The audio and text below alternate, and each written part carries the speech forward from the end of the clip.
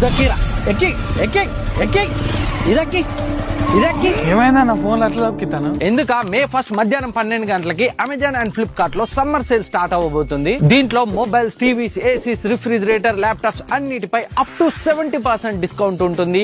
Additional గా 10% bank discount ఉంటుంది.